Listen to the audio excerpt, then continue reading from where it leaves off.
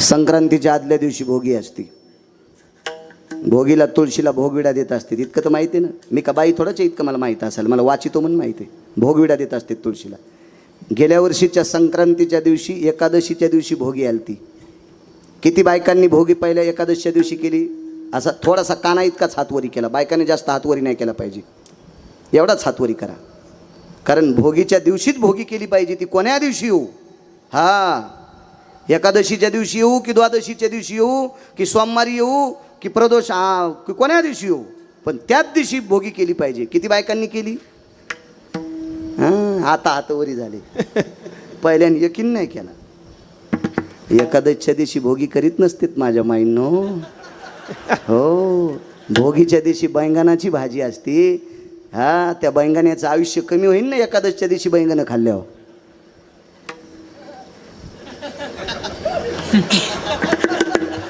तुला कळून काय फायदा आहे वागा? इकडं कळायला पाहिजे. तू वाजव पकवाद अजून 5-6 वर्ष थांब जरासा का असाच. तू नको उभं राहू बाहुल्या. आम्हाला माहिती आहे किती सगळं अंग तुटलंय. तर चल दे असं. झेलंय सोपं आहे वाजीनं. नागिनीचं पान इतकं पवित्र आहे. ते विड्या कलशाला वापरते, तोरणाला वापरते. पण एकादशीच्या दिवशी नागिनीचं पान अपवित्र आहे. तांब्याचं पात्र किती पवित्र आहे. देवाला स्नान घालायला देवा कशाचं पात्र? तांब्याचं. गाईचं गोमूत्र किती पवित्र आहे. पण गाईचं गोमूत्र आणि तांब्याचं पात्र एकत्रित आलं की अशुद्ध. विड्याचं पान इतकं पवित्र आहे. त्या विड्याच्या पानावर तांदूळ ठेवायचे आणि त्याच्यावर सुपारी मांडायची. गणानंत्वां गणपते गवामह्यंगव प्रियः स्थितो नो लंबोधर भय जावेतेषु शिवाय स्थित गिरिजातनया भवस्थितानाः विघ्नहरं प्रशस्यते ते सर्वदेवाय यः सर्वां पूर्णो अग्रस्थितस्थानायो. त्या पानावर तांदूळ टेकले, सुपारी टेकली की गणपती बाप्पाचा आरूढ. इतकं पान पवित्र. पण हे पान एकादशीच्या दिवशी अशुद्ध विटाळसीचे खळ विडा भक्षिता तांबूळ. इतकं अपवित्र पान. आणि म्हणून एकादशीच्या दिवशी भोगी आली की कधीच करायची नाही. कोण्या दिवशी रविवार असेल त्या दिवशी संक्रांत करत जा. तुम्हाला गिरगावकराची विनंती. मी माझ्या मनानं सांगत नाही, मी वाचून सांगतो. पाहुनी ग्रंथ करावे कीर्तन किंवा तुका म्हणे नाही विश्वास जामनी पहावे पुराणे विचारोनी. पुराणाची ताकद आहे. तुळस भोगविडा घेत नव्हती. एकही तुळशीचा बुंथा भोगविडा घेत नाही. म्हणून पंढरपुरातल्या मालकिनीनं निरोप केला साहेब 2-3 बायकांना. त्याच्यापैकी एक द्रोणाचार्यांची धर्मपत्नी, तिचं नाव होतं कृपी. त्या कृपी मातेला विनंती केली. सांदीपनींच्या धर्मपत्नी आल्या. अजून 4 साधूंच्या पत्नी आल्या आणि त्यांना सांगितलं आमची तुळस भोगविडा घेत नाही. तर महर्षी सांदीपनींच्या धर्मपत्नीने आणि द्रोणाचार्यांच्या कृपी नावाच्या पत्नीने अश्वत्थाम्याच्या आईनं त्या लक्ष्मी मातेला सांगितलं, लक्ष्मी, देवानं जिचा स्वीकार केलाय तिचा तुम्ही अनादर केलाय. देवानं जिचा स्वीकार केलाय तिचा तुम्ही अनादर केलाय. जोपर्यंत तुम्ही भोगविडा जामवंतीला देत नाहीत तोपर्यंत तुळस विडा घेत नाही. आणि तुळस विडा जोपर्यंत घेत नाही तोपर्यंत तुमच्या मालकाची संक्रांत होत नाही. विटेवरच्या मालकिनीला अगोदर जामवंतीला भोगविडा द्यावा लागला. दृष्टांत संपला. श्रीमद भागवतामध्ये 44 श्लोक आले. 4 ब्रह्मवेत्यापैकी एका ब्रह्मवेत्ता शुकाचार्यांनी त्या 44 श्लोकाचं वर्णन केले. ते फक्त जामवंतीसाठी. दृष्टांत संपला. इतीत नख आणि इतीत अंगावर केस असलेली जामवंती, त्याला काय महाराष्ट्रात भारतात स्त्रिया नव्हत्या का? त्यानं तिचा स्वीकार केला. पुराणातल्या प्रत्येक व्यक्तीनं निंदा करणारी लोक जामवंतीचं नाव आलं की भागवंतात फुलं उधळल्या जातात. याचं एकमेव कारण आहे अंगीकार ज्यांचा केला.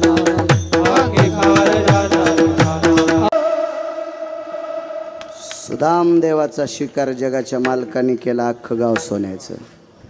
जामवंतीचा स्वीकार जगाच्या मालकाने केला. विटेवरच्या मालकिनीच्या बरोबरीची पात्रता. 14 मिनिटं शिल्लक आहेत, तेवढ्या वेळात सांगतो पूर्णविराम. बैल किती महागाईची घेतले पाहिजे, पण आपला बांध आला की आखडे पाहिजे. आपल्या आपल्या रानात आऊत हाणायचं. शेजाऱ्याच्या रानात कशाला हाणायचं? अंगीकार. देवाच्या दर्शन करता एक वारकरी गेले.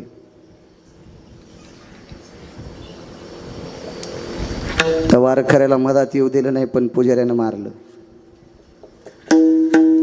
पुजाऱ्याच्या लक्षात आलं हात लावल्यावर आपण वाटतो म्हणून पुजाऱ्यानं दुरून दगड मारले, लाकडं फेकून मारले. पाठ फुटली त्या वारकऱ्याची. अंगीकार ज्यांचा सांगतोय. घरी आल्यावर तुळशीपाशी भजन करायला बसायचे, पण पूर्वेकडे तोंड असायचं. आज दिशा त्यागली. पूर्वेकडे तोंड केलं की पाठ घराकडे असायची. आज तोंड उत्तरेकडे केलंय, पाठ या बाजूला झाली. बायकोनं सहज विचारलं, धनी, अहो धनी, तुम्ही पूर्वाभिमुख बसत असतात, आज उत्तराभिमुख का बसलात? अगं सहज अनावधानानं बसलो. कारण सांगू? कारण पाठ फुटलेली होती. बायको विचारील पाठ कशाने फुटली? पण ती बाई हुशार होती. त्या बाईनं मालकाला विचारलं, मालक, माझ्या लक्षात आलंय तुमची पाठ फुटली, याच्याकरता तुम्ही दिशा त्यागली. कशानं पाठ फुटली?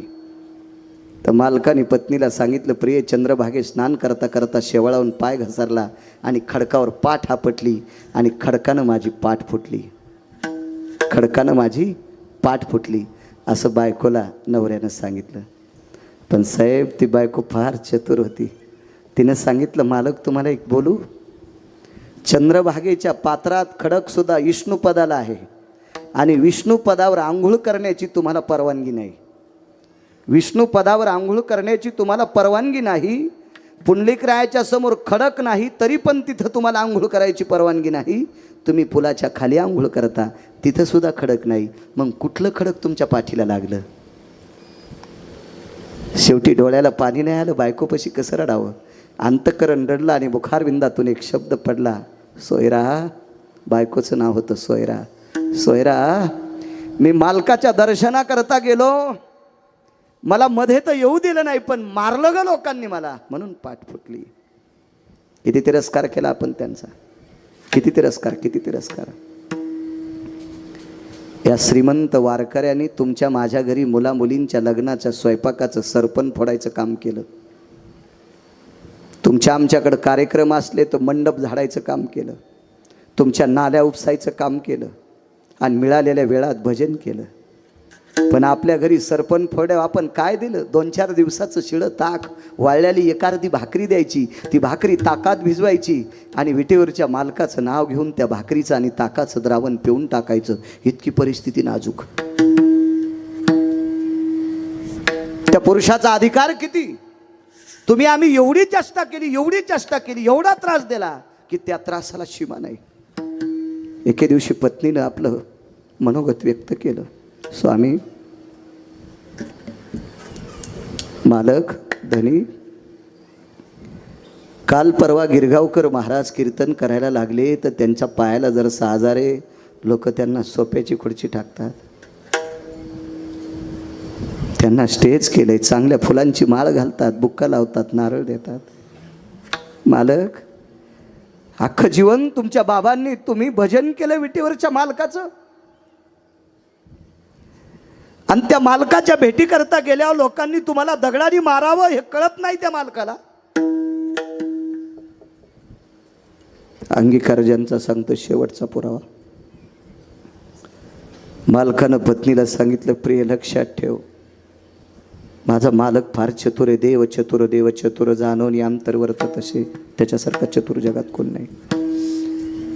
हल्लीच्या सगळ्या महाराजांना माणसं बुक्का लावत असतील, पण भजन झाल्यावर मला बुक्का लावण्यासाठी माझा विटेवरचा मालक येतोय. मी इतका मोठा आहे.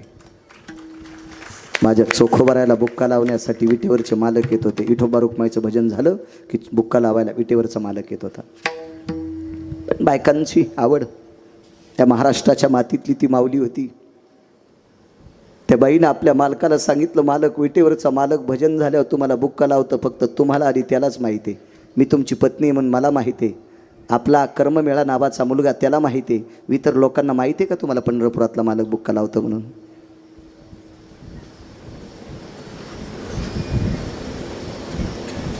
असं 5-4 वेळेस झालं उशे साहेब. एके दिवशी चोखोबर आहेत, चोखा लिंबाखाली बसलेले होते.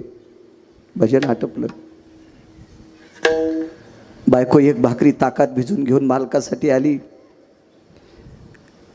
चंद्रभागेच्या तीरावरून विटेवरच्या मालकाचा कळस पाहिला आणि त्याला प्रणाम केलं. देवा, भुकेच्या वेळेला भाकरी देतोस, तुला प्रणाम आहे.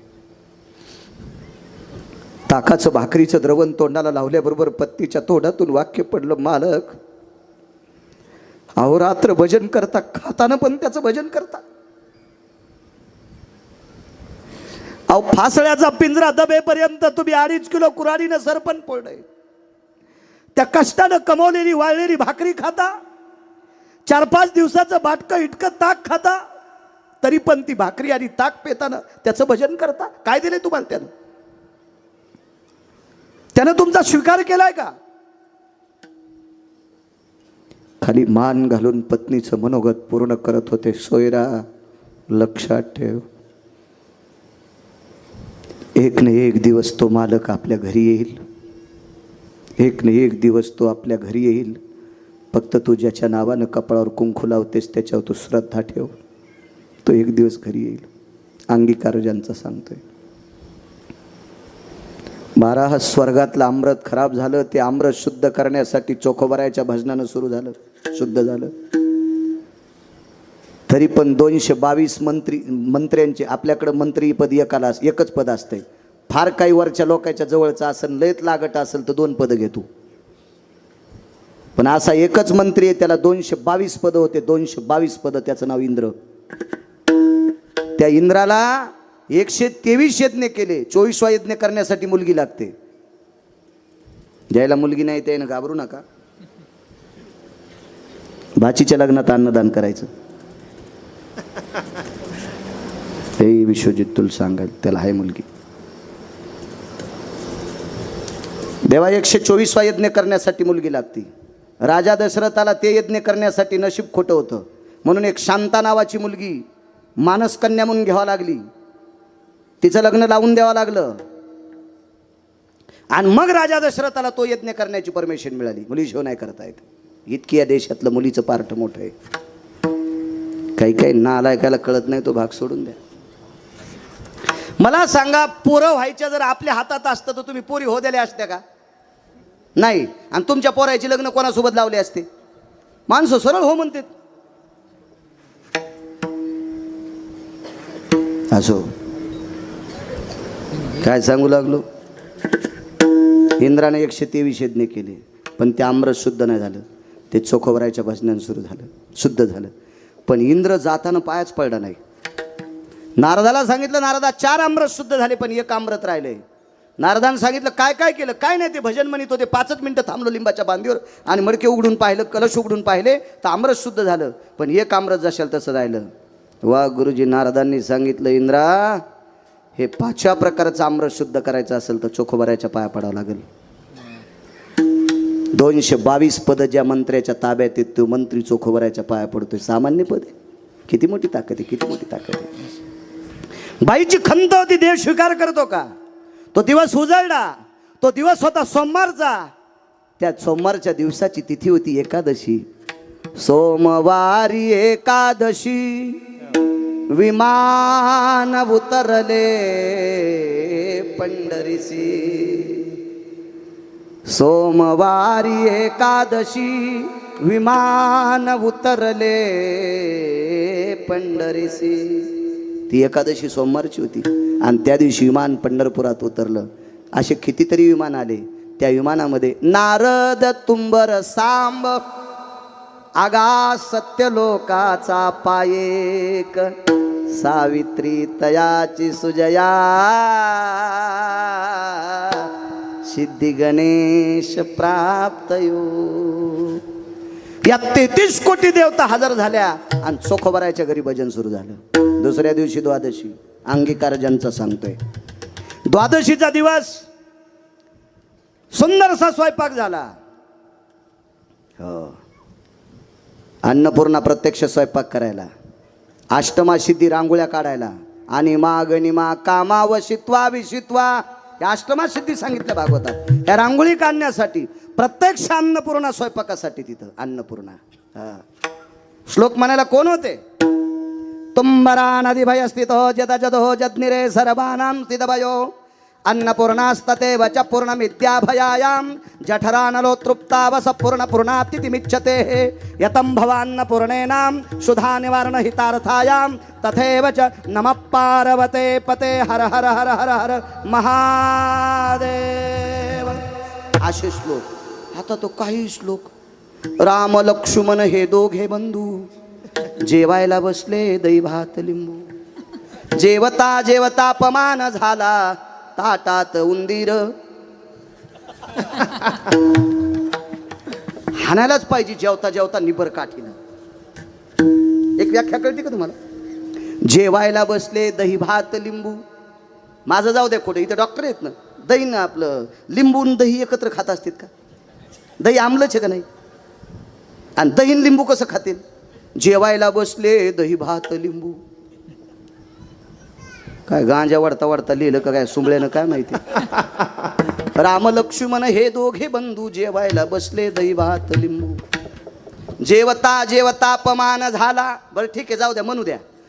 राम कोणाचा अवतार? विष्णूचा. आणि लक्ष्मण शेषाचा. शेष म्हणजे कोण? हा. आणि सर्पाच्या पुढे उंदीर येत असतो का? आकलीत भुसा भरलाय का म्हणणाऱ्याच्या? बरं जाऊ द्या म्हणणाऱ्या. तुम्हाला एक सांगू का? परमार्थामध्ये विशुद्धपणा आणलेला परमार्थ करणारा, त्याचा स्वीकार करणारी तुम्ही तुम्ही तुम्ही बदमाश आहात. माफी मागून हा शब्द टाकतो तुमच्यावर. या बा, मद्यपान करणारा भजन्या, मद्यपान करणारा पक्वाद्या, मद्यपान करणारा कीर्तनकार, मद्यपान करणारा रामायणकार, मद्यपान करणारा भागवतकार, नालायक माणसाचा स्वीकार करणारी माणसार्धी नालायक असते. दोघाशी पतन सारिकेशी केले पाप जेने दिले अनुमोदन. दोघाशी पतन सारिके. किती जरी गुणवान असन पण हलकटाला बोकांडीवर घ्यायचं नाही. हे पाप तुमच्या डोक्यावर बसते. तुम्ही पापी आहात. हा, स्वीकारायचं नाही. तुम्ही स्वीकारायचं नाही. काय सांगू लागलो? कीर्तन मग का तमाशा आहे का नाना? जेवाय हा, चोखोबरायचं घरी. चोखोबरायचं चिर. लक्ष्मणजी जर सर्प असतील तर उंदीर कसा येईल? आहे का नाही? चुकीची गोष्ट. काही मंगलास काही बी श्लोक. ए लाल दोऱ्याचं काढेन पाणी तुला टांगीन बेंडकुळी वाणी. हे असे श्लोक असते, असे श्लोक असते. पंक्तीत काही श्लोक म्हणत असतात का? टाइम झाला का माझा? 11 वाजून 2 मिनिटं. जाऊ द्या, 2-3 मिनिटं घेतो. माफ करा, होते बोलण्याच्या ओघात कधी. पुढाऱ्याचे महाराजाचे मिनटं मोठाले असतात. मला शिजल्यावर जाळ घालायचा नाद नाही. हो, एका बाईच्या नवऱ्याला 1,500 पगार आणि म्हणलं गॅस बंद कर ना, वरण शिजलंय. 1,500 पगार आहे, मी काऊन बंद करीन? गेलं ना वरण जळून. हो, 11च्या पुढं कशाला तुंतून वाजवायचं? आपलं आहे का नाही? आपलं बंद करा मुकट. आपलं धोतर शांत बसलं पाहिजे. असो, काही नाही श्लोक. कोण श्लोक म्हणायला? अधिकारी लोक होते तेव्हा श्लोक म्हणायला. वाढायला तूप वाढायला पंढरपुरातली मालकीन आणि भात वाढायला पंढरपुरातला मालक. आगा तंदुग्राय हो ग्रते शिशुंजनस्ततेवच्या. पंक्ती बसल्या, सगळ्या पंक्ती आटपल्या. जेवायचे राहिले पंढरपुरातले मालक, पंढरपुरातली मालकीन, चोखोबराय, सोयराबाईन, कर्ममेळा. देवानं सांगितलं चोखा जेवायला बसा. अंगीकाराजांचा शेवटचा 2-3 मिनिटं घेतो. चोखा जेवायला बसा. चोखोबरायने सांगितलं देवा कसं बसू तुमच्यासोबत जेवायला? देवानं सांगितलं तू जर माझ्यासोबत जेवायला नाही बसला तर पुढची द्वादशी येईपर्यंत मी पाणी पण पिणार नाही. असं पंढरपुरातल्या मालकाचे उद्गार आहेत. आणि मग चोखोबराय पंढरपुरातल्या मालकाच्या डाव्या मांडीला बसले. तर रुक्मिणी आईसाहेबाच्या लक्षात आलं आपला मालक भक्तीसाठी इतका येडा आहे, भक्तीसाठी इतका येडा आहे की त्याला भक्त इतके आवडतात. भाविकाची आवडी देवान करी सेवा निज प्रीती.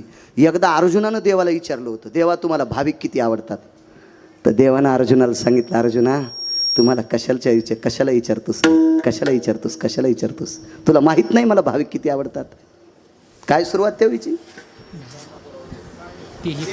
नाही हे काय सांगू किरीटी? हे काय सांगो किरीटी त्वा देखिले तुझिया दिठे.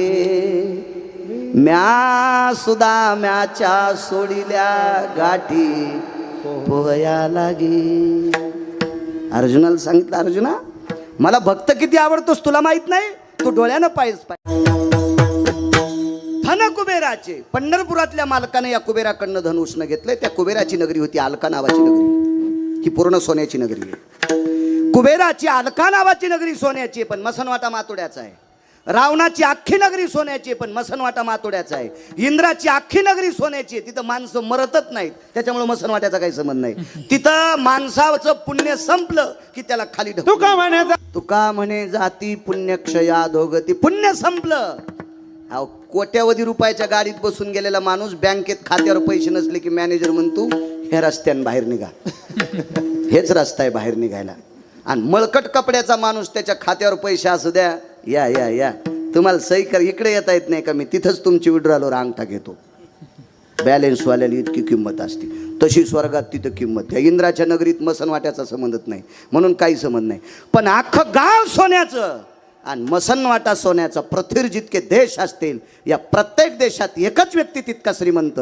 त्या व्यक्तीचं नाव सुदामदेव. भावाचे ते हाल झाले आणि सुदामदेवाची ही परिस्थिती झाली. ताकद कशाची? अंगीकार ज्यांचा केला नारायण, अंगीकार ज्यांचा केला नारायण, अंगीकार ज्यांचा केला नारायण. देवानं स्वीकार केलेली सुदामदेव या पदाला पोचले. म्हणून अंगीकार ज्यांचा केला नारायणे, म्हणून देवानं स्वीकार करावा. काय करायचं बाकीच्यांचं? पंढरपुरातल्या मालकाने लग्न केले 16,107. तसे 16,108 येतं. सांगतो ना पुढं, दमदारा फक्त. 16,107 लग्न केले पंढरपुरातल्या मालकाने. एके दिवशी प्रभू सकाळी सकाळी उठले. रोज उठले की आईचं दर्शन घेत होते. कोण माहिती आहे? पंढरपुरातला मालक 8व्या अवतारातला आईचं दर्शन घेत होता. मी तुम्हाला एक सांगू का माझ्या श्रोते जनार्दनांनो, जगात सर्वात मोठा परमार्थ आहे आपल्या आईवडिलाला मानणे. त्याच्यासारखा श्रीमंत आणि त्याच्यासारखा पुण्यवान जगात कोणीच नाही, कोणीच नाही, कोणीच नाही, कोणीच नाही. काही गोष्टी आपल्या धर्माच्या सांभाळीत जा, पुण्य लागेल तुम्हाला. देव तुमचं चांगलं करेल. माझी काय पात्रता आहे तुम्हाला उपदेश करण्याची? काय लायकी आहे माझी? माझं वयच काय, 83चा जन्म आहे माझा. शिक्षण 7वी पास आहे. तुम्ही किती शिकलेली माणसं आहेत, गाडीभर पुस्तकं पाठ केलेली माणसं आहेत, तर तुम्हाला शिकवणं माझी लायकी आहे का? पण ज्ञानोबा आहे, तुकोबारायचा चपला त्यांच्यात खडावा झाडतो त्यांच्या. म्हणून जर शिक तुम्ही मला किंमत देता. एरवी मला कोणी विचारलं असतं. माझी पात्रता नाही तुम्हाला उपदेश करण्याची. पण एक सांगू का सज्जनांनो, या विश्वातला सर्वात मोठा परमार्थ आहे आपल्या आईवडिलाला मानणे. किती मोठी पोचपावती सांगू तुम्हाला. गिरगावचा बाळू म्हणतोय म्हणून डॉक्टर साहेब ऐकायचं नाही. मोठे नाना ऐकायचं नाही, ऐकायचं नाही, ऐकायचं नाही. बाबा आई वडिलाची सेवा करणाऱ्या मुलाच्या देहूतले मालक पाया पडतात. नमो तया माता पित्याचे पालन, पित्याचे पालन नमो तया. श्रीमंत श्री जगद्गुरु तुकोबाराय देहूतले मालक म्हणतात, जो आई वडिलांची सेवा करतो मी त्याला नमस्कार करतो. कोण? देहूतले मालक तुकोबाराय, ज्यानं यमाच्या थुत्रीत आणली. थुत्रीत नाही, हे तर लय सोपं सोडून द्या. यम भांडे घासायला ठोला. सलाम करी तुकया घरी राबत असे. राबणे म्हणजे काम करणे. तुकोबारायच्या घरी दक्षिणेचा राजा यम काम करायचा. एवढी सत्ता तुकोबारायची. आणि ते तुकोबाराय आई वडिलाची सेवा करणाऱ्याच्या पाया पडतात. किती मोठं महत्व आहे सज्जनांना. काही माणसं आई वडिलाला मानित नाही तर महाराजाई संघ फिरत येत. त्या महाराजाईचं पापूत आलं हे हरामखोर बोकांडीवर घेऊन फिरत. विठाला विठाला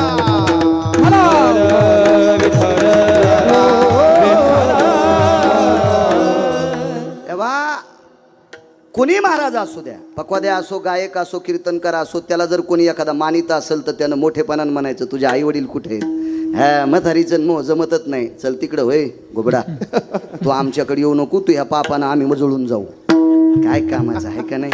चुकीच्या गोष्टी आहेत. माणसानं अहो सुधारायचं काम असते ना.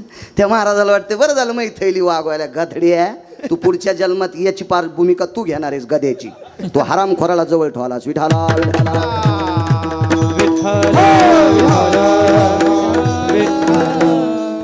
भाषा जर शिकडे की तुम्हाला आणायचं तर आणजा. तुम्हाला 30 गाव पठ्ठ्याला 36 गाव. मी काय कोणाच्या मागे लागे नाही. काय भाकरी पुरतं ठुले पोरं. आता एकच पोरगे एक पोरगी तिथं जाईन कोणाच तरी घरी. आणि आमच्या पोरानं 4 वस्तूच्या भाकरी खाल्ल्याने एका रंगाचं पाणी मिळलं तर 2-4 पिढ्या त्याला संपत नाही. त्यानं पाणी मात्र एकाच रंगाचं प्यावा. आणि भाकरी बी गहू ज्वारी बाजरी मकाच्याच खावा. आणि त्या पण भाजीपोळीसोबत, त्या भाजीसोबतच खावा. कशासोबत खाल्ल्यानं कोणतं पाणी पिलं तर बाळू महाराजाच्या 13व्या रुपयावर होतो नाही काय माहिती. आमच्यावर घेतल्यावर खसखस पिकती तुमची नाही का? तुम्हाला पोरं म्हणजे लय तुकाराम महाराजासारखे झाले का? अहो तुम्हाला राग येईन म्हणून माझ्यावर घेतलंय म्या. समजून घ्या कोणाचं सांगायला होतं.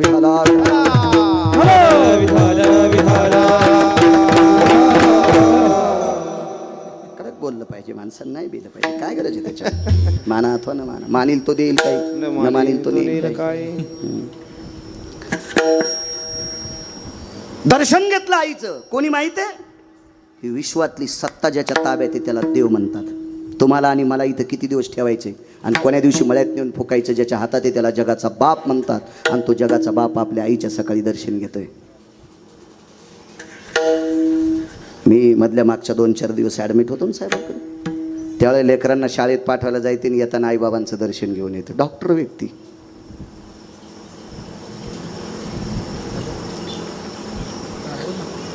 जो ज्ञानोबा आहे तुकोबारायचं भजन करतो त्या प्रत्येक वारकऱ्यानं सकाळी आपल्या आईबापाचं दर्शन घेतलं पाहिजे. लई मोठी ताकद आहे त्यांच्यात.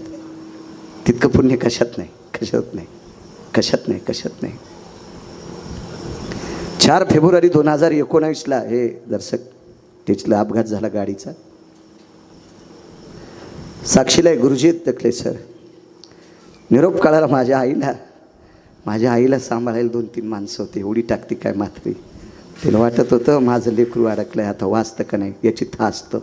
आई जगातली कुठलीही शक्ती बरोबरी करू शकत नाही. म्हणून आई वडिलाचं दर्शन घेत जा. पाया पडतो तुमच्या. त्याच्यापेक्षा दुसरा परमार्थच नाही कुठला.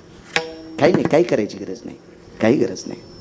सगळ्यात मोठं पुण्य त्या आई वडिलाचं दर्शन आहे. माझ्या विटेवरच्या मालकाने दर्शन घेतलं आणि 10 वाजता एकदा दर्शन घेतलं म्हणजे उशिरा. तर कौशल्या देवकी मातेने विचारलं. चुकून बोललो कौशल्या, माफी असावी. देवकी मातेने विचारलं कन्हैया अरे पहाटे एकदा माझ्या पाया पडलास ना तू, आता कशाला पाया पडला? आई मला एकदा आशीर्वाद दे ग तू. अंगीकार ज्यांचा केला नारायण आहे. उदाहरण क्रमांक 2 सांगतोय. हो कधी कधी कडव्याच्या बाजूला गेलो तर मला जागेवर आण जमावली. हो आणि जा कीर्तनकारानं कडव्यावर आलं पाहिजे. आणि कीर्तनकाराला जर कड होगवसत नसेल तर मग जरा अवघडच असते आहे का नाही. कड होगवसलं पाहिजे. त्याचंच तर नाव कीर्तन.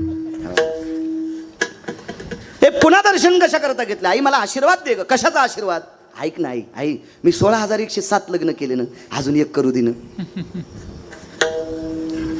देवकी मातेनं सांगितलं कृष्णा बस झालं ना 16,107. कमी झालेत का बायका? अरे सध्या महाराष्ट्रात एक भेटन. लय बेजार लोक आहेत एकेकीसाठी. हो लय बेजार माणसं. अहो काहीचे बायडाटे ते फोनचे हँग व्हायला लागले. ते बायडाटे येऊच बघा ना आमच्या बब्याला आणि तुम्ही लय फिरत आहात. मी म्हणलं मी का पुरी पात फिरतो का? मी कीर्तन करायलो, भागवत सांगतो, प्रवचन वगैरे. मी कशाला पुरी पाहू? नाही पण आमच्या पाहुणे कोणी असले कुठं तर त्याला सांगा जाय आमचा बब्या आहे. मी त्याला सांगितलं की ते म्हणते त्याचा बब्या बुट हारपून येतोय. आणि मग याच्या बाब्याला कोण देईन बबी? कशी भेटन चंद्री मला सांगन याच्या बाब्याला? अहो लय चंद्रेच्या नादी लागलेत पण चंद्री सापडत ना. एका माणसाकडे 2 गाढव होते. आणि सांभाळायची तारांबळ झाली ना तर ते गाढव त्याला सांभाळणंच होईन. मग एक गाढव विकलं आणि एक गाढव ठेवलं. ते कुंभार दादा होते. त्यांचा धंदा होता मातीचे गाडगे, झाकण्या वगैरे, दिपाळीच्या पणत्या वगैरे असं करायचा त्यांचा मातीचा व्यवसाय होता. कुलाल दादा होते कुंभार दादा. त्यांनी त्या एका गाढवाला एका व्यक्तीला विकलं. ती व्यक्ती होती डोंबऱ्याचा खेळ करणारी. त्याचा बाजार वावडायला ती गाढव त्याने विकत घेतलं. पण एका यात्रेत दोन्ही गाढव एका जागेवर आले. म्हणजे हे पंत्या ऐकायला त्या बाजारात गेले आणि हे खेळ करायला तिथंच गेले. आणि गाढव कोणाला म्हणतात माहिती आहे का? काम करून घेऊन गाव खराला सोडतात. त्याला गाढव म्हणते. काम करून घेऊन संध्याकाळी चांगली वैरण आणि पेंड घाव घालते त्याला बैल म्हणतात. हो दूध तिचं घेऊन तिला चारा देते तिला गाय म्हणतात. पण काम करून घेऊन गाव खराला चरायला सोडते ते बी मोकळं नाही. पायखुटी घालून मोकळं सोडलं होतं कुठं जाईन ना. गलेलं येळपट असते. गाढवाला गाढव काऊन म्हणतात माहितीये का? गाढव पौर्णिमेच्या दिवशी भितडाच्या आडंगी उभं राहते. म्हणजे ते चंद्राला पण म्हणतोय लयच पोळायलो बापा. हो लय पोळायला म्हणतात ते. लय पोळायलं ते भितडाच्या आडंगी वलसावलीला उभं राहते. गाढव कोणाला म्हणतात माहितीये का? बांधल्याशिवाय गाय थांबत नाही, बांधल्याशिवाय मसळ थांबत नाही, बांधल्याशिवाय शेळी थांबत नाही, बांधल्याशिवाय बैल थांबत नाही. पण गाढव मेखीच्या जवळ गेले की नुसता असा सोयीचा याडा करायचा. त्याला वाटतं मला बांधलंच काय.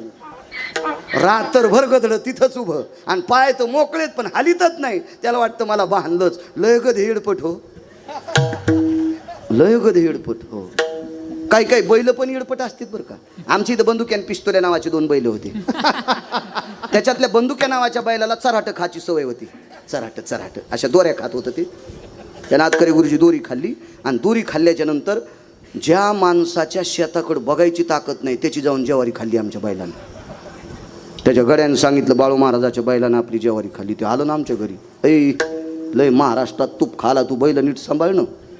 नाही असं नाही म्हणलं ते, मी एरी म्हणायला लागलो. नाही त्याचे दातडं ठुली नसते ना. हो एरी सांगायला लागलो. एरी कीर्तना परत सांभाळणं तुझे बैल. मी आमच्या गड्याला सांगितलं अरे पाय ना ते आपल्या बंदुक्यानं चराट खाल्लं आणि ते आपलं ते पाय ना त्यानं ते दुसऱ्याची मका खाल्ली ते घरानं आलं ना आपल्याला. त्याला बघ ना ते काय काय पाय ना त्यानं चौकात इज्जत घातली आपली. गड्याला राग आला ना असा बंदुक्या मारला. कातडीने घुसतर बंदुक्या हाणला. बंदुक्याला हाणल्यावर पिस्तोले हसू लागला.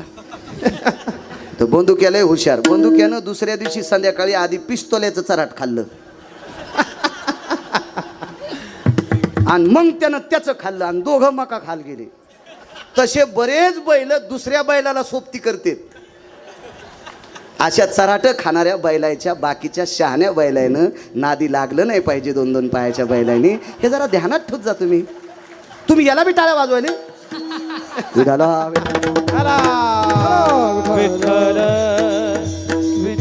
दोन गाढ हो बाजारात भेटले. हेच चाललं होतं ना. 2 गाढ हो बाजारात भेटले. पंढरपुरातल्या मालकाला 16,108 लग्न करायचं होतं. बाजारात भेटले 2 जण.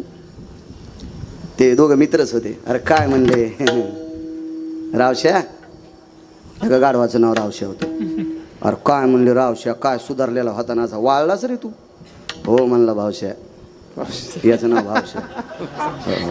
हो रे. अरे आपण संघ होतो तेव्हा चिमटा घेतला तर घेत नाही ग. अरे ते मालक खायला देत होतं ना, हे काहीच देत नाही. अरे मग जाय ना पळून. कशाला राहतो अशा नालायक मालकाची. तर ते म्हणला कवाच गेलो असतो पण आमच्या मालकाची पोरगी दोरीवर नाचती. तिचं नाव आहे चंद्री. आणि ती एके दिवशी दोरीवरून खाली पडली. आमचे मालक पोरीला म्हणले चंद्रे तू जर पुन्हा खाली पडली तर तू गाढवा संगत लग्न लाईन. मी वाट पाहलो चंद्री कवा खाली पडत तिथं. अरे गाढवा चंद्रायला चंद्र्या भेटन तर गाढवाला कशी चंद्री भेटन रे. जरा हिशोबात राहाय. लय आशावादी गाढव काय काय असो. माझ्या मालकाची ती भूमिका थोडीच. 16,107 लग्न अंगीकार ज्यांचा केला नारायण. 8वं लग्न करायचं ठरलं. आईसाहेबांनी सांगितलं कन्या नको रे बाबा नको. काय करायचं लग्न तुला. बस झाल्या नाही एवढ्या बायका. त्या काळात बायका करायचं लय नाद होता लोकांना. हो मी जे पुराण वाचतो त्या पुराणात 1 कोटी बायका एका व्यक्तीला. कोटी भार्या चित्रकेतू 18 शते गोपीचंदा 12 शते जनका 80 सहस्र लंकेशा 7 शते 3 दशरथा 4-4 2-2 करणारायची काय सांगायची कथा. 703 राजा दशरथाला 1800 बायका गोपीचंदाला 1200 बायका जनकाला 80,000 रावणाला 1 कोटी चित्रकेतूला 16,108 पंढरपुरातल्या मालकाला. असे लिमिट आहेत भरपूर. कश्यपाला 13 इति आदिती धनुकाष्टा विला ताम्रहा विश्व त्या 13 बायकांपासून झालं. हे विश्व ब्रह्मांड पूर्ण त्या 13 पासून. कश्यपाच्या 13 60 मुली होत्या एकाला 13 यांना दिल्या. त्याच्यातल्या 27 चंद्राला दिल्या. लय एडपट होतं ते चंद्र. हो संप्रदायातल्या माणसानं लय गोड वागलं पाहिजे. चंद्रानं संप्रदायाचा अपमान केला. संप्रदायातला चंद्रानं अपमान केला. कोणता चंद्र माहिती वरचा. आज त्याची पौर्णिमा आहे ना.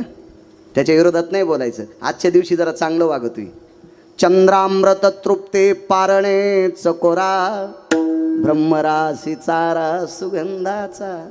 पुराणाच्या मतानुसार आजच्या चंद्राचा प्रकाश दुग्ध पात्रात पडत असतो. येतो भयो दुग्धानाम धेनुया भयस्थितेनाम आर्जवो चंद्रामृतानाम व्याधी निरशन हितार्थायाम. आजच्या दिवशी चंद्र. पण चंद्राने कोणती चूक केली ती माहिती आहे. ज्या महाराजानं चंद्राला शिकवलं त्याच महाराजाची बायको घेऊन गेलता चंद्र.